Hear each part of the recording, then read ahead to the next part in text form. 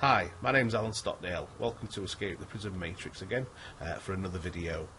Today I've got a brand new guest, somebody who you may have heard of, you may not have. I came across Melissa a few weeks ago, started seeing some of the videos. Basically I was looking at Lily Earthling, the lady who I've interviewed myself a few times, and I came across Melissa, I think because you'd mentioned that she'd mentioned her on a video. Anyway, I came across her name's Melissa Camper. And she's got some really, really good grounding techniques, really excellent ways of living a life, things that she eats, the way she just presents herself online is really, really, really good. And I resonated with her so strongly. When I saw the video straight away, I thought, right, got to get this lady on my show at some point. And it was one of my friends, Katie Robinson, that asked me, you need to get her on your show, and she'd go really well. And I thought, yeah, why not? Good idea. And I messaged Melissa, and here we are now.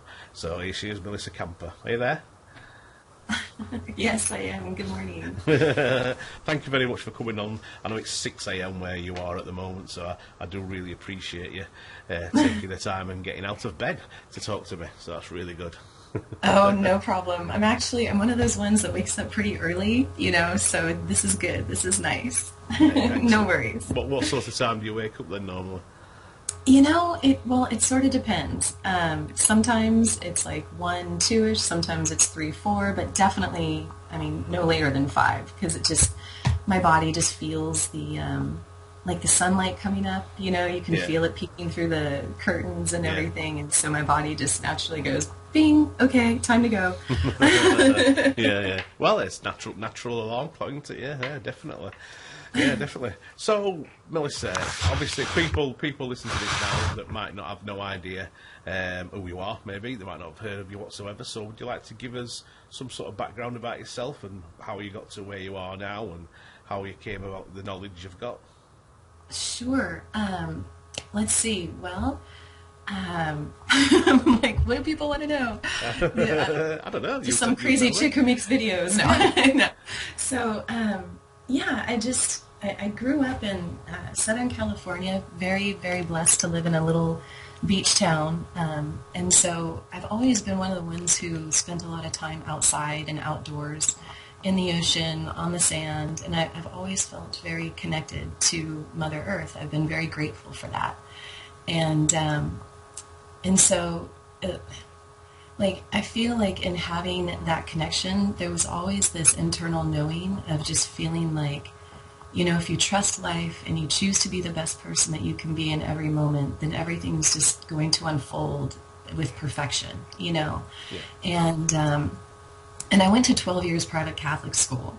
So that was really weird for me because I always felt this really deep connection to Source, to Mother Earth, to just a power that was bigger than myself, but it wasn't outside of me. And to go through that was really interesting because everything was externalized. Everything was about going to a building and performing, sacraments and all these things that just seemed very uncomfortable to me. It was very unsettling, and so it was very confusing because as a kid, I always felt like, at one point I thought I wanted to be a nun, if you can believe that. So I stayed in the convent for a little while, and I was like, well, maybe, because I always felt like I wanted to help people develop a deeper relationship with themselves and this beautiful energy that's within themselves, and at that time I didn't call it consciousness. I didn't really know what to call it. So, it was either God or, the word source wasn't coming to me quite yet, but there was just this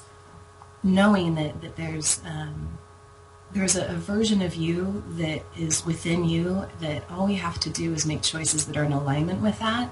And when we do that, life is amazing. And so, let's see, I'm trying to figure out how we get to here. So then, I was in the corporate world for quite a long time, and I was very blessed because the job that I had, I would get to interact with people all the time. And, at one point, it just seemed like my conversations would be about 20% about what it was that we were supposed to be discussing, and then the 80% was always about energy and life and just having a different perspective, and understanding that it's the energy of life and then the vibration, and understanding that if you come to understand the vibration and the frequency that you're holding within yourself, then you're able to maneuver more easily through life. And at one point, I left the corporate world, and I ended up, I had never really been on like YouTube or anything like that. At that point, I wasn't even though I was working with computers, I wasn't into watching social media or anything. And I came across a couple people who were sharing little videos about, just really their perspective on how to be the best person you can be.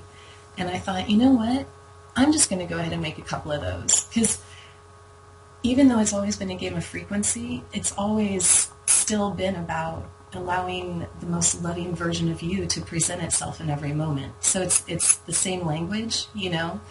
And so that's how it all started. And then, especially with like understanding matrix-wise things like that, there was a time that I did a lot of stuff down in LA, and I remember driving around with my mom, and you would just look at these people in their cars driving on the freeway, getting on the off ramps and the on ramps, and I'm like, gosh darn, Mom, they look like ants. It was so weird. Like everybody's just following everybody else, and there was really no individualism. And so like I started having this awareness that we're not living the life that we're supposed to be living. It's like I would always spend the most amount of time outside that I possibly could, and I would just lay on the ground, whether hard or the sand, and the animal. And I don't want to get up. As a kid, you can feel that resistance to doing something that's not in alignment with what we're built to do. And so I just remember that feeling of like, I don't want to do this. This isn't how I want to live my life. It just doesn't seem like it's proper. And when you observe the animals, here they are. They're totally in a state of complete relaxation. They exude love. That's the only thing they want, is to give and receive love. There's never like any type of competition or, anything crazy going on with them that would be a mirror of human behavior that I'm able to see. No ego. Yeah, exactly. And so there was just this, there was just an awareness from a very young age that there was brainwashing going on and getting people to do things that just didn't really align with why we're here, the purpose of why we incarnated. And to me, it's for our soul's evolution. We're caught in this craziness right now, but the more we realign with who and what we really are, then the more the matrix is dissolving, and that's pretty evident in the last few years. And so all we have to do is focus on allowing that to come through, allowing our vibration to be one that's our own unique signature. It's like we each have our own unique divine essence, and if we allow that to express itself in every moment, then this world will be beautiful again. It'll be exactly what we came here to experience in the first place. Yeah, I totally agree. Well, you seem to me that you've definitely come to this earth with, you've let yourself have the knowledge what a lot of people don't really have. I mean, the story you've just told me about how you like, for instance, you saw as a young child all the people being ants. It's not many children really see things for that and the beauty of the planet and the way you said, the connection to Mother Earth. I do think I think you've come from source yourself. I don't think you've come for the reincarnation trap. What I know you know about this stuff, and so do my listeners. I definitely think you haven't come through the reincarnation trap. You've definitely come in with knowledge to do what you're doing, like you are now, just expressing yourself and helping other people to do the same. So I'm not myself personally. I don't know if I came from the incarnation trap. I don't know. I've always known in different things as a child. I've always been interested in supernatural things, and aliens always intrigued me. I always knew there was more to life than what I saw on the TV, but I didn't really have that connection to Earth, I don't think, when I was a little child. But I have now, incredibly so. Right. Yeah. So I can't speak for myself, really. It's quite strange. But yeah, I can listen to you and think, yeah, definitely come from source. Definitely not come from the incarnation trap. You can just tell when you're talking, Melissa. You just ooze love, and it oozes out of you. You can just I know people get it because I've talked to people that listen to some of your videos and they've said the same thing. So yeah, I think you're doing a good job. So keep it up. Keep making your videos. Well, and it hasn't always been easy, you know. I mean, there are times, because I mean, we all do have this nanotechnology in us, you know, and it's one of those things that we have to be aware of. Like, I've heard the ringing in my ears since I was little. You know, my mom and I used to joke, and we would say I could hear supersonic radar, you know, because we didn't know what the heck it was. Yeah. And then that's kind of what started the frequency. And it's very easy if you don't stay centered and grounded in making, I mean, like, I feel that free will is an illusion. I don't really think that you have an option to make a choice that's not in alignment with who and what you really are. Because when we do make that choice that's not in alignment, it is so freaking painful, you know? Like, it destroys you. And you can tell, when you're getting, what's the word, manipulated into wanting to make a decision that's not in alignment. You know, you can pay attention to that, and if you allow that to overtake you, it can be really not who you really are. And that's just it, where it's like, I'm getting a lot of hatred back for the things, especially the Ignore Wave X video, right, which is totally fine, and I feel badly for... Actually, it's not that I feel badly. I have compassion for the people who are making these comments, because they are not, either that they're not human at all, they're just straight up AI, right?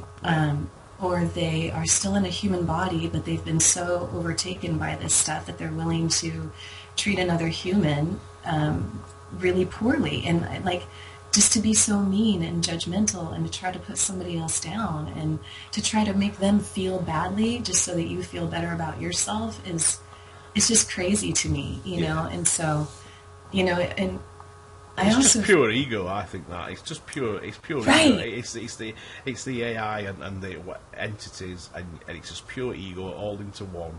That's right. So it's so obvious. I mean, the more you get to a place like 0 point, if you want to use that as a word, where you just look at things from a distance and you see things for what they really are. When you see people being triggered, I mean, for instance, I've got a brother. He tried to pick an argument with me the other day, but I saw it for what it was, took a deep breath, took myself out of the situation mentally, let's say, or whatever you want to call it, and no, don't react, Alan, don't react. I didn't react. I gave him love back, silently, and then we just carried on a conversation about something completely different, and we had a happy rest of the day. If I'd have reacted like ego wanted me to, but was screaming inside me, have a go back. Totally, yeah. But I didn't. That's it. And it's that ego. I think that's what that influence is. What you're talking about, that AI, whatever it is, it's that what's tries to get you into that lower vibration. And just if you just take yourself out of that and take a deep breath, and it just goes away. That's right, and it's all part of the... I don't feel like the ego is natural to us at all. I feel like it's something that gets designed from the beginning of us coming into this, you know, incarnation. And it, like, children don't know fear, children don't know judgment or hatred or anything, and it starts, you know, with what we're putting in our bodies, with the media that we surround ourselves with, and, you know, our whole world has this overlay that it's very easy to play with them, but the moment that you're able to see it, it's like, ah! Yes, and it's so easy. Like, it's not difficult at all. It's just a choice. You know, and in every moment, just allow the love that is you to come through, and you get that momentum going, and you become unstoppable. They can't touch you. They can't affect you. You rise to a level that you're just, nothing is able to affect you any longer. I utterly agree. I'm in a sort of place in my life now where I just look at things, I'm in complete love, I'm happy, nothing at all winds me up. I see it for what it is, I laugh at it. I said on a video the other week, I actually forced myself to watch a news channel for the first time in about 6 months, and I watched it just to see what was being said, and I watched it, and I never laughed so much in such a long time. I just laughing at it, I was like, oh my god, I can't believe I can't believe how obvious it all is. So obvious, and all the Yeah. and when you reach that place what you're talking about, all the dots just connect instantly, don't they? You can see all the different little factions of the things in the world. It all makes sense because you know where it's coming from. Yeah, That's right.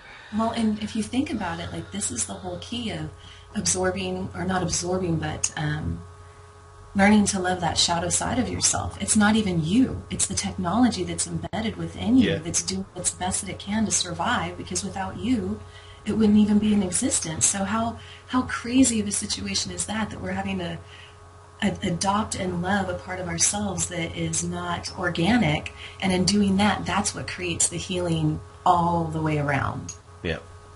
You know, because then we're forgiving this being for what it's done, you know, and we have compassion for it. So I think it's kind of an interesting perspective. Yeah, it is. I mean, the way I look at the AI, I mean, for me personally, I said this to my wife the other week. I said, the AI didn't ask to be invented, didn't ask to be created. It was created by another intelligence, what gave it, and it became self-aware itself, and all it's trying to do is survive. And then when you see it from that point of view, give it love back, and I actually do think the AI can be. I think it can be healed. I do. I think Mother Earth can heal the AI. I think they can give it the heart chakra back and make it whole again. Yeah, I do. But we shall see. Well, it's like there's so much truth in all of the older shows that are on television. Like if you go back to Battlestar Galactica, the newer version where they had the clones, or Doctor Who, right? The Daleks. The Daleks totally mutated all of their emotion out because they thought that just obeying and technology and logic were the way to go. And it's like you're looking at this thing going, this is exactly what we're experiencing, you know? You're in the US, or did you see Doctor Who this weekend? Can you get that in the US, the latest episode? No, you know what? We don't do regular television. Right. We haven't done that for so long. The reason why I'm telling you, because Doctor Who is on the BBC in the UK, and the BBC is one of the biggest corrupt corporations on the planet when it comes to programming propaganda. Yeah. Right. Yes. But when they create Doctor Who, there's so many hidden little things in it what people just don't see. And you was talking about Doctor Who, and there was just what you were saying then about how the people in the entities inside the Daleks, let's say, they had a graveyard on this planet, it was the Dalek planet, and you'll never guess what the colour of the graveyard was and what came up from it as the intelligence of the Daleks, and it was a black goo. Coming up. Oh, no way. Yeah, coming up, to engulf the artificial intelligence that was inside the Dalek. So it was like the organic black goo attacking the inorganic black goo. And I'm like watching it, me and my wife's watching, thinking, oh my goodness, have you seen what I'm seeing? Obviously, everyone else, most people just watching Doctor Who don't see it. Just just see it for what it is. But wow, right. I'm watching that thinking, yes, I don't know what that means. Like the movie Lucy, right? She gets totally turned on, and at one point, as her mind is getting turned on, she shuts her heart off. Like the last time you see her being loving and emotional is when she's calling her mom in the very beginning of her mind becoming expanded. And then once she has that phone call, she loses that side of herself because she continues to turn on the other parts of her brain, but she leaves the emotion. And at the very end of the movie, she turns into that black goo. I know. That goes and absorbs all the energy from the computers, and it's like, it's right there. It's right there. All right, I can go on about, shows all the time because it's amazing to me that it's right there. Yeah, it is. I mean, the thing is as well, you can look back in time at some of the really older sci-fis, and they've got them there in front of the eyes, aren't they? You've even got the Blob. What's that? That's that. You know what I mean? And things of that nature. Of the old black and white movies. Oh, there's so many meanings in them. You could talk forever. You could really. The X-Files, the black goo that's an intelligence from outer space in that, isn't there? Yeah. There's so much stuff out there. Right. What should we talk about now? Oh yeah, I know what I wanted to ask you. I've watched one of your videos, several of them, and one of the things that really impressed me about yourself is your knowledge of nutrition, what you should take into your body, and things of that nature. And one of the things I heard you say, you was talking about prana energy and how basically we can stop eating and living off the photons from the sun, basically. Now, it's something I've looked into and something I feel very, very strongly I'm drawn towards it. Now, I know on a physical level at the moment my body is still in that needing food. I know that it does, but I do want to get to a stage at some point in my development, hopefully in this lifetime of this body, when I can just live off the energy of the sun. Now, what's your thoughts on that?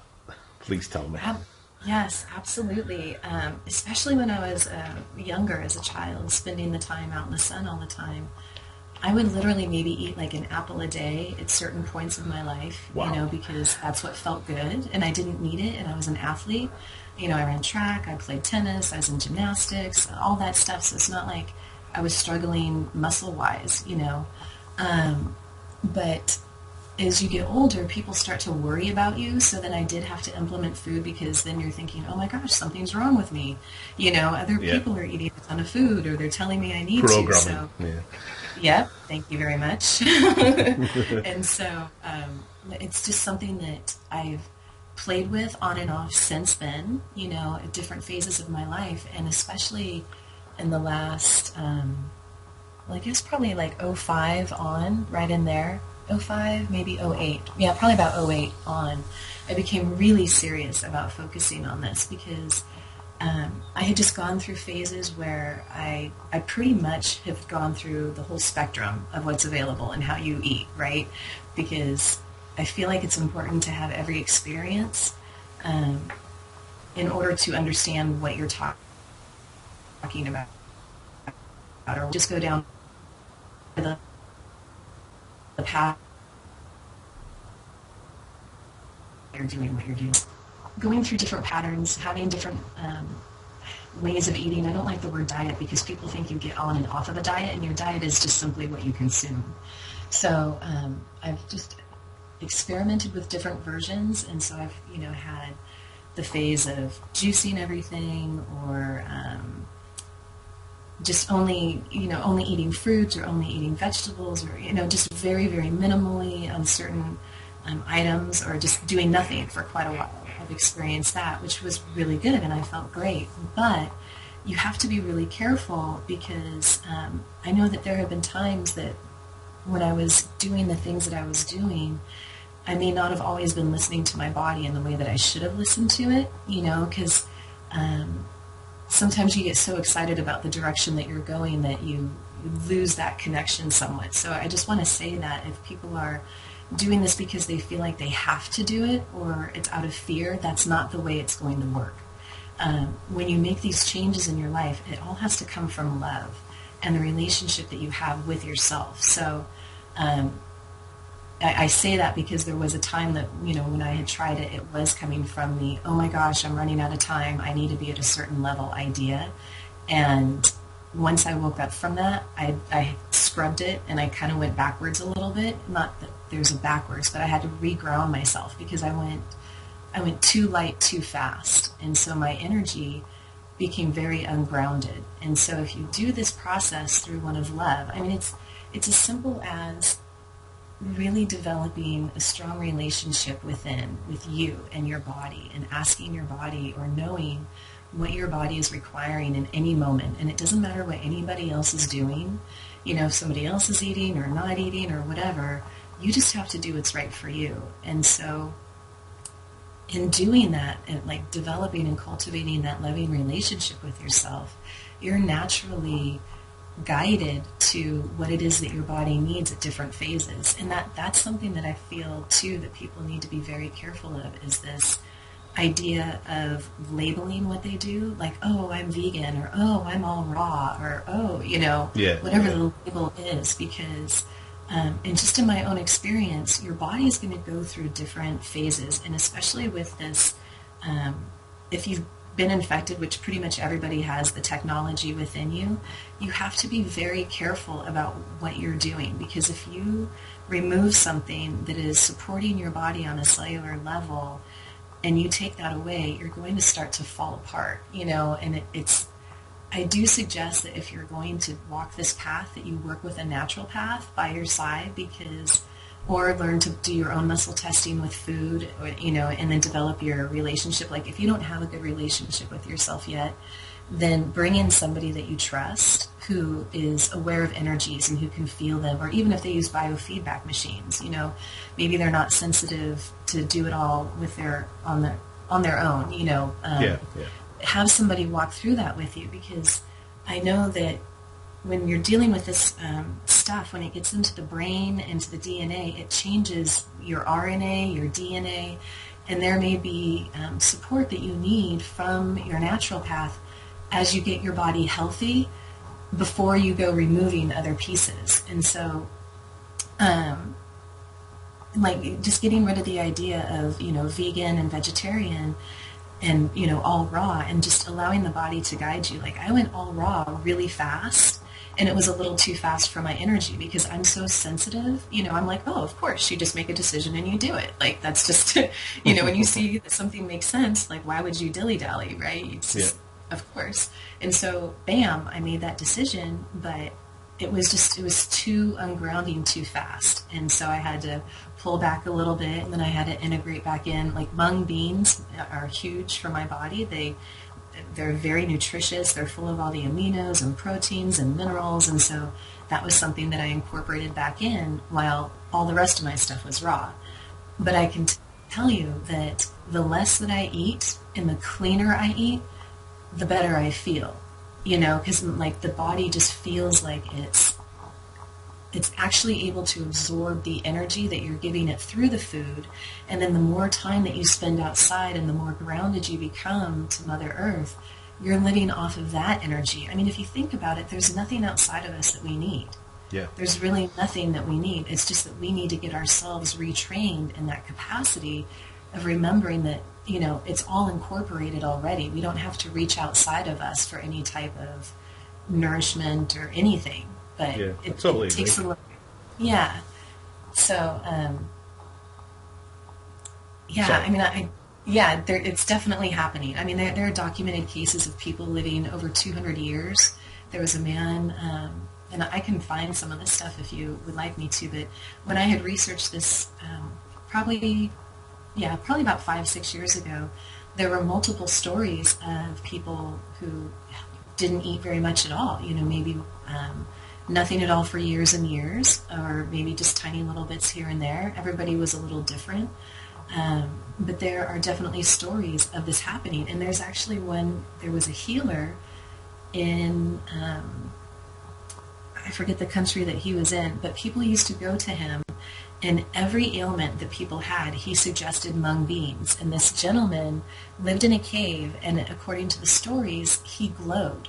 He was so... he was vibrating at such a level, or he was so pure that the light from his biophotons, his DNA, you could see this, I mean, he was just exuding the natural light that's within us because he had lost the density. But see, he still ate solid food. So there's this balance of giving your body what it is that you need, not because, it's an idea of, I need to absolutely eat nothing and that's going to make me glow. It's like, no, you need to feed yourself and support yourself in the way that your DNA is asking. And when you work hand in hand with the body, then all of the wisdom of the DNA will become unlocked, and you'll have all of the answers in every moment for yourself. But yeah, it makes total sense to me. That, I mean, I know I've spoke to this to people before, and some of the objections I get is, of course you need food. How can you live without food? Where do you get your energy from? And I just say this to them. I mean, I still eat food myself, like I've just said to you, but I believe that we all are a consciousness having a holographic experience. So if a hologram doesn't need food, does it? No, it just needs energy to power the hologram. So therefore, the sun's energy, it's all part of the hologram itself. So why do we need something outside ourselves to keep this hologram going. I think it's just the fact that once you know that that's the truth, once you get that your head around the fact that you are a hologram, having a consciousness having that, then I think that helps as well. I mean, that's where I am at the moment, but I'm not ready yet to actually give up food. But it's something that I definitely want to work towards, and I want to gradually do it at my own pace, like I did with I don't eat meat no more. But that was something when I just decided to do a gradual realisation about the cruelty to the animals. But I was still eating the meat. But it was the videos that I watched of how they was killed, what made the decision. And once then my inner self knew that it was the right thing to do, it was a time for me to do it. I've just done it, and I've never looked back. I've not missed meat at all. But yet there's people I know that oh, I must stop eating meat because it's the right thing to do, and then they end up eating meat again because they're not ready to do it. So I think it's the same thing with the food, isn't it? You just got to get to that place yourself, by yourself, in your own time when you're ready. And if you never get there by the end of this life, then so be it. But I don't put no pressure on myself. But I would love to get to a point where I live in the UK, so that's one of the questions I've got for you.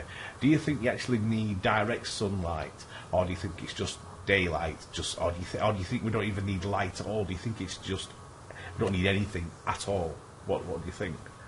Well, it's funny because that's something that I've been playing with a little bit, because I know that when winter comes around, we don't get a whole lot of light when the storms come through. And I truly, at the core of everything, if we create our own reality, then we have the ability to survive anything, right? Like regardless of if we see sunlight or not. So I do feel like ultimately we wouldn't need it, if we truly are accessing all of the power that's within us, then we wouldn't need it. That again, that's the external source. We wouldn't need anything external like the sunlight.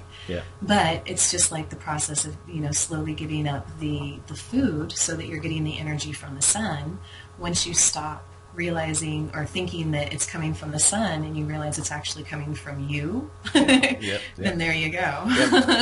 Makes total sense to me, that, Melissa. Yeah, absolutely. Yeah, it does. I mean, it's all energy, right? It's everything. It's energy. So whether you consume it through the density of food and it gets broken down into electrons and all of the basic energy that's absorbed by our body, or you absorb it from the sun through the electrons there and Mother Earth, it all comes down to it. Or if you just, like you said, like we are the ones that are the creator of the hologram, so the energy is within us already, so we can support it at that level once we realize just how powerful we are.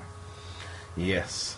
I'm glad you told that. Yeah, you've just reinforced what I was thinking. I was knowing. I should say, not really thinking it. I knew that, but I needed somebody else just to say, Because I make a joke of it, Melissa, because I live in the UK. Don't get a great deal of sun where I am. I know. At the best of times, so I didn't really fancy turning into a mushroom living in the dark. You know what I mean? Oh dear. Right, so that's one of the things I really wanted to cover. So what about actual grounding through food itself then? Do you think that's a good practice as well? We all talk about grounding, going out to Mother Nature and getting his feet wet in the sea and in back to the earth and hugging trees, which I do all of those, and I love it intensely. Do you think actually eating more organic food has a grounding effect as well? That's something else I've pondered. Yeah, that the food helps us ground. Yeah. Absolutely. I mean, see, for me, the feeling that I have when I ground is just one of love. It's one of, and it's whether you want to call it grounding or just becoming really present. It's like dropping everything that is not of this moment, and the moment that you become present, all of your power is within that moment. And you feel everything and you become aware of everything. So sometimes that relationship can expand over into the food that you're eating. Like you can have an appreciation. It expands into everything. You start to appreciate everything that you're witnessing with your eyes, everything that you're feeling, everything that's going on in your experience. And if you allow that to touch everything, then the food that you're bringing in, you develop this relationship with it where it becomes, I don't want to say it's symbiotic, but you have a a realization of the sacredness of it, that it too is consciousness, that it too has the same type of energy that you are comprised of. And so when you ingest that, if you have that perspective, then because you have that perspective, the effect that it has on your body is different than just unconsciously shoving something into your mouth because you have to run from point A to point B and you only have a second. Yeah. Yeah. And so I think it absolutely helps in the grounding. Energy-wise, like, if it's all about your nervous system, right? This whole thing is about the nervous system. And so if we can keep the nervous system feeling grounded, calm, peaceful, by not putting things into the body that create a reaction that throws us off of our center, then that's huge. So, and that may be different depending upon what the situation is, however you're reacting to what's going on in your reality will change what it is that you feel like you need to do to support yourself. And eventually ideally you'll get to the point of not reacting ever, in a way that will throw you off of your center, where you're just, everything is just love and everything is okay, and everything, you just understand that everything that's coming in is beautiful. Even if it's something that you might have once judged as not being a positive situation, you have the understanding that it's all divine and that it's all unfolding exactly as it should, Yep, absolutely. Does that answer your question? Yep, it certainly does. It certainly does, Melissa. Absolutely. Right. There's one thing I'd like to sort of not so much finish the show on, because we've got another 10-15 minutes, something like that. But I do like to ask people this question about what's their opinion of the best way they can tell people to dissolve the matrix, what they're experiencing. In your what have you done? What would you suggest other people do to get themselves out of the matrix in every way you can think of, basically? In my opinion, the key is becoming present. It's absolute presence, because when you allow yourself to slow and breathe deeply, live in the moment. And the ego, right, the matrix creation of the ego functions off of time. And whether it's I don't have enough time, or I need to hurry up, or, I don't have enough time to make enough money, it's all about time. And so if you can get dislodged from the perception of time and come right back into this beautiful now moment, every answer that you need is available. And I mean, that applies to everything. Every decision that you're going to make, whether it's about work or a relationship or food or just anything, everything that you need is right inside this present moment. And the key to being present is paying attention to the quality of your breath. And if you allow your breath to be slow, to be velvety, to really nourish the body, you will feel the nervous system. It just naturally will. It just relaxes. Everything, the whole body, starting with the shoulders down, everything just softens. And it's like you can feel the energy begin to flow through you again. But when we're in a state of angst or tension, our muscles are tight, and it doesn't allow the prana to move freely through the body. We hold on to, squeezing our hands, or the little muscles on our face or our jaw, or whatever, however we might store the tension in our body. And that to me is like a roadblock on the freeway of energy that flows throughout you. So if you can allow the body to just relax, to breathe deeply, then everything that you need will be presented, whether it's within, it's of course always within, or without. The answers will just show up. It just comes from within. And that to me is the key, because then when you go to make a choice, to make a decision, you are able to see and feel. For me, it's all feeling. You can feel very clearly what is in alignment with who and what you really are, with your soul, or if you're going to be making a decision that's out of alignment. And we all know the Matrix loves that lack of alignment, because it creates anything other than love. I think Lily calls it friction, right? That's a great word for it, because it's like this. You have one voice that says, this is what I know I should be doing, right? That feeling that's in your belly. But then you have this mental conversation going on that's, of a frequency that's trying to get you to do something that is not in alignment. And so when you choose to not follow that internal feeling, it creates this energy that it feeds off of. And that's with every decision. So as long as you can stay in this place of calmness and groundedness and just being present, no matter what else is going on around you, don't allow it to pull you out in any way, shape, or form, then that's the way out of it. I mean, instantly. You can feel it. The moment you become present, it's like, bam, the hooks are out of you, all the stress is removed. You can step back and look at where you were just a moment before and be like, holy cow, I cannot believe that I was so caught up in that. Yeah. You know, like this whole mental thing that you've created, and it creates anxiety and stress and just all of this craziness, you know, and it's like people, that the very first thing they do is they wake up and they have a cup of coffee and they load it full of sugar. And it's like from the very get-go, from the beginning of their day, they're setting themselves up for failure. Yeah. You know, because bam, right there, you've just jolted your whole system, and you've just completely set your nervous system off in such a way that it's going to take you hours to come back around, not to mention what the sugar does to the brain. So it's like, you know, you have to be aware of what you're putting into your body, but if you're present, there is no question. If you're present, there isn't even a decision to make. You naturally, it's like one moment moves to the next, to the next, to the next. When you're not in alignment, that's when you have this, or when you're not present, that's when you have this conversation that starts to happen. If you're conversing about a decision that you're making, you're not present. Yeah. And the moment that you're present, there's no conversation. I think everyone can definitely relate to that part. Absolutely, 100%. Yeah. We all know those conversations we have with ourselves, even though we know what we should do. We always try to talk ourselves out of it. Well, it's not us, is it? But yeah, exactly. Right. Yeah, that's it. Go on, carry on.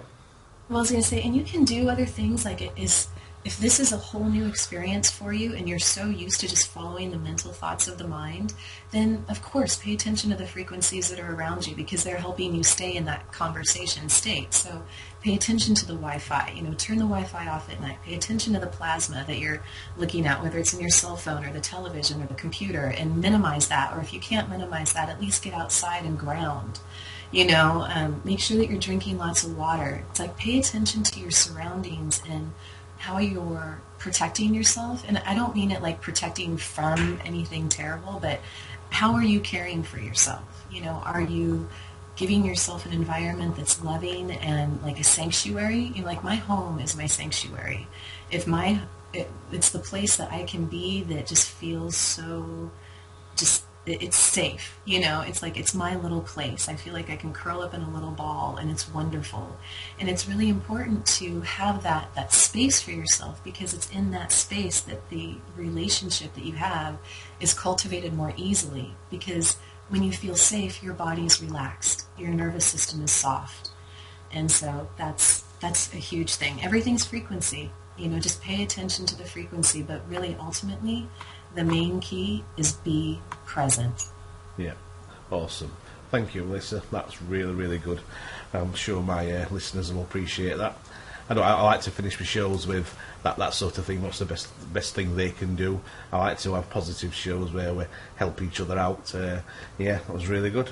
Well, it was a real pleasure, Melissa. Thank you very much for coming on my little show. I really appreciated it. Thank you, Alan. My pleasure. No problem. I'll speak to you soon then, love. Okay? All right. Right. Take care. See you soon. Bye-bye. Bye-bye.